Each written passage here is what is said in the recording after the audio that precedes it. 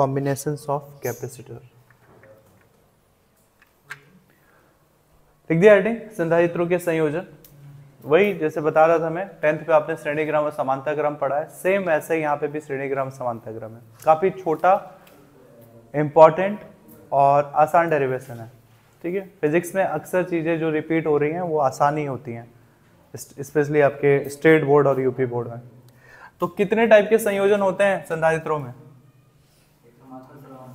एक समांतर क्रम और एक श्रेणी क्रम संयोजन, सीरीज कॉम्बिनेशन कहते हैं, और इसको क्या कहते हैं?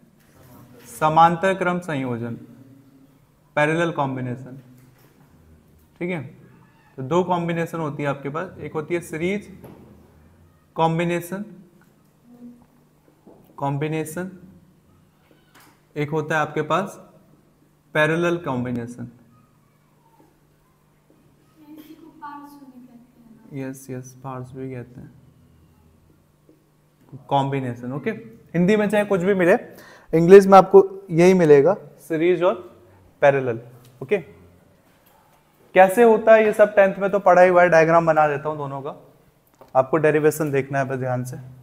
सीरीज में क्या होता है? पहली बात तो संधारित्र कैसे होते हैं? ऐसे ऐसे दो प्लेटें होंगी, एक और दोनों की लंबाई क्या होगी? सेम, बड़ा छोटा नहीं होगा, दोनों एकदम सेम सेम होंगे। ये ऐसे आपके संधारित्र लगी हुई है, और तीनों को क्या कर देना है हमें? आपस में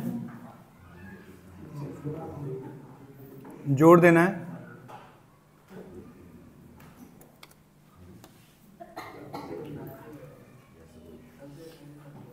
ये आपने जोड़ दिया तीनों प्लेटों को। ये कौन सा क्रम है? श्रेणी या समांतर? श्रेणी क्रम। समांतर में क्या होता है? कहते हैं ना पैरेलल, एक के सामने दूसरा। तो ये ऐसे है,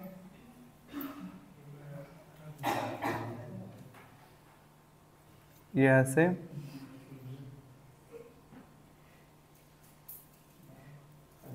देखो पैरेलल में ये होता है।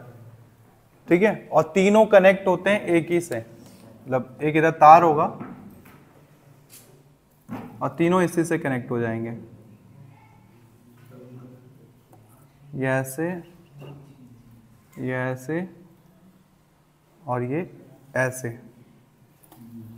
ठीक है,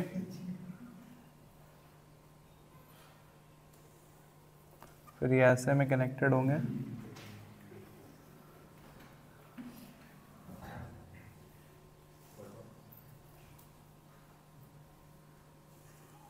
इस टाइप का कुछ डायग्राम देखा है आपने इससे पहले बचपन में?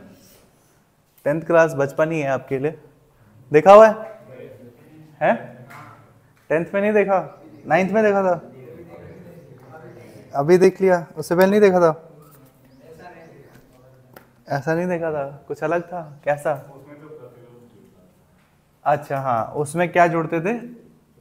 ये प्रतिरोध जुड़ा हुआ रहता था, और इस बार क्या जुड़ा है प्रतिरोध की जगह पे? संधारित्र जुड़ा हुआ है। ठीक है, ओके। घरों में कौन सी सप्लाई दी जाती है? पैरेलल कॉम्बिनेशन की सप्लाई। वो इसलिए क्योंकि इसका वोल्टेज नहीं घटता है।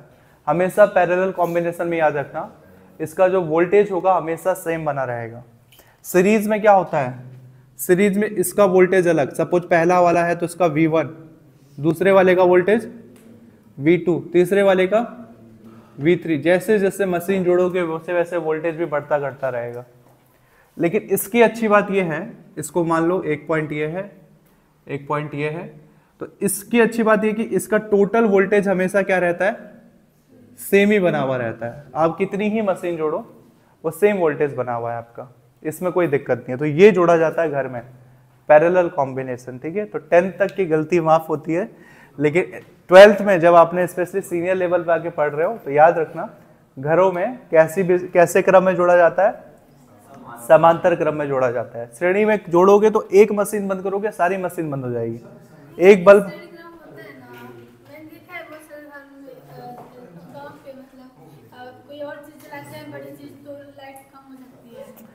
अगर एक ही तार से जोड़ोगे तो होगा ही, ठीक है, श्रेणी क्रम में जोड़ेगा तो, ठीक है। क्या हुआ देखो, तब इसमें वोल्टेज क्या होता है, चेंज होते रहता है, और इसमें वोल्टेज चेंज नहीं होता है, इसमें वोल्टेज हमारा सेम बना हुआ रहता है। ओके, अब यहां पर आते हैं, पहले एक को कर लेंगे फिर दूसरा कर लेते हैं, और शांति से रहे तो आराम से कर लेंगे। 3 कैपेसिटर लगे, तो कैपेसिटर को किस चीज से दिखाते हैं, तो इसको दिखा दो C1, इसका कैपेसिटेंस दिखा दो C2, और इसका, इस पे अगर सपोज प्लस चार्ज दिया है आपने, तो इस पे क्या, तो कौन सा चार्ज आएगा, इस पे प्लस, इस पे माइनस, फिर इस पे प्लस, इस पे माइनस। और ये कहां से जुड़ा हुआ है, ये स्टार्टिंग में किसी बैटरी या सोर्स से जुड़ा होगा, पावर सप्लाई से, और फाइनली जो अंतिम प्लेट होता है कहां चला जाता है, अर्थिंग कर देते हैं हम उसकी। आप अर्थिंग करना भूल भी जाओ तो ऐसा कोई गलती नहीं है, एग्जामिनर कुछ नहीं करेगा, बट बनाओ तो पूरा सही सही बनाओ। इसको भी लास्ट प्लेट में क्या कर दोगे, अर्थिंग कर दोगे आप इसका। इसको भी क्या मान लो, इसकी कैपेसिटेंस क्या है, C1, C2, C3, ओके। और वोल्टेज तो सबका V है, और इसका वोल्टेज क्या हो रहा है, चेंज होते जा रहा है। ओके, इस केस में याद रखना, श्रेणी क्रम वाले केस में, श्रेणी क्रम वाले केस में आवेश की वैल्यू सेम रहती है, वोल्टेज अलग अलग हो जाता है। इसमें आवेश, अगर इसमें Q है तो इसमें भी Q होगा और इसमें भी Q होगा, लेकिन उस केस में इसमें देखो आवेश सेम है लेकिन वोल्टेज चेंज हो रहा है, इसमें वोल्टेज सेम है लेकिन आवेश चेंज होगा। इसका आवेश कितना है, Q1 है, इसका आवेश, और इसका आवेश Q3।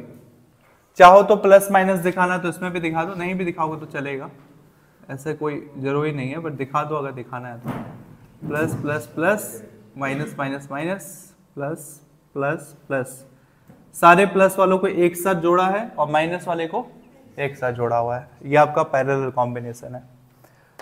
डायग्राम समझ गए, ठीक है।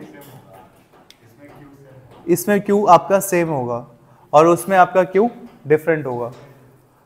वो सेम और डिफरेंट से ही आपको अंदाजा लगेगा कि डेरिवेशन कैसे होने वाला है आगे।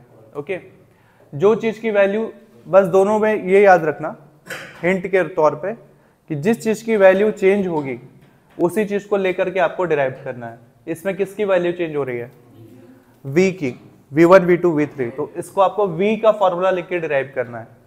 और इसमें किसकी वैल्यू चेंज हो रही है, Q की, तो आपको Q का फॉर्मूला लेके डिराइव करना है। एक तरीके से ये हिंट होता है, मैं आपको एक हिंट दे रहा हूं कि इस तरह से आप इसे सॉल्व कर सकते हो। फॉर्मूला वही घिसा पिटा यूज करना है। पूरे चैप्टर में सबसे ज्यादा कौन सा फॉर्मूला यूज हुआ, C बराबर Q बटे V। तो मैंने इसमें क्या कहा है, किसकी वैल्यू चेंज हो रही है, V की, तो आपको V का फॉर्मूला लेना है। तो हम V लिख सकते हैं, संधारित्र का कुल विभव, या फिर श्रेणी क्रम में संधारित्र का कुल विभव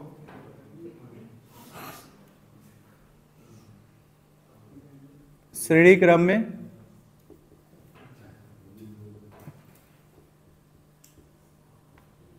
संधारित्र का कुल विभव मान लो कितना है, V है, तो V बराबर कितना हो जाएगा, V1 प्लस V2 प्लस, बहुत सिंपल है डेरिवेशन, यही फॉर्मूला यूज करना है। तो C बराबर Q बटे V है, तो V का फॉर्मूला क्या निकलेगा, V बराबर, V को ऊपर ले जाओ, C को नीचे ले जाओ, तो Q अपॉन C हो जाएगा। तो इस फॉर्मूले में रखो टोटल V का, अगर सबका चाहिए तो V का फॉर्मूला क्या हो जाएगा, Q अपॉन C। मान लो कि इस पे टोटल आवेश कितना है, Q है, तो Q अपॉन C। V1 की वैल्यू कितनी हो जाएगी, V1 पर, इस V1 पर आवेश कितना है और संधारित्र कितनी है, धारिता, तो Q अपॉन 2 पे देखो, ये तो Q ही बना हुआ है लेकिन धारिता कितनी हो जा रही है, 3 पे देखो, C3। कुछ कॉमन है सब में, ये Q बटे C और ये भी क्या है, आगे Q कॉमन निकाल लो तो ये कितना बच गया, 1 upon C1, 1 upon C2 1 upon, कुछ कटेगा इधर भी Q, लेफ्ट हैंड साइड और राइट हैंड साइड भी Q से Q कट गया अगर, तो बचा क्या, 1 अपॉन C बराबर 1 upon C1 1 upon C2 plus 1 upon C3। ये फॉर्मूला आपको याद रखना है। कुछ ऐसे ही पढ़ते थे 10th में, बस C की जगह R, बट श्रेणी क्रम में उल्टा हो जाता था, R बराबर R1 plus R2 plus R3, but इसमें ऐसा है। देखो ये डेरिवेशन हो भी गया, इतना ही है ये डेरिवेशन। मैंने हिंट पहले ही कर दिया कि आपको किसको टारगेट करना है, जो चीज चेंज हो रहा है। इसमें वोल्टेज चेंज हुआ था, इसमें क्या चेंज हो रहा है, क्यू चेंज हो रहा है। तो क्यू चेंज होगा तो आप क्या निकालोगे, श्रेणी क्रम में संधारित्र पर आवेश, क्यू मतलब आवेश, तो आप निकालो। सुनो नहीं, भगा के आना जरा उसको।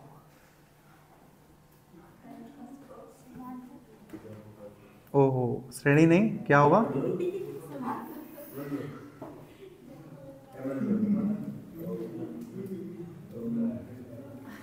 समांतर क्रम में पर कुल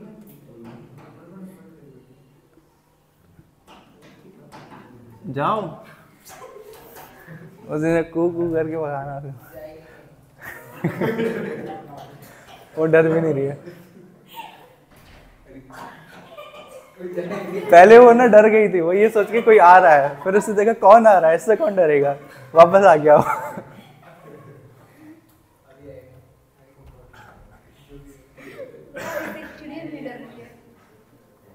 समांतर क्रम में संधारित्र पर कुल आवेश, आवेश Q बराबर कितना हो जाएगा, Q1 minus Q1 plus Q2 plus Q3। अच्छा, इस फॉर्मूले में V तो निकाल लिया, इस फॉर्मूले से Q निकालो।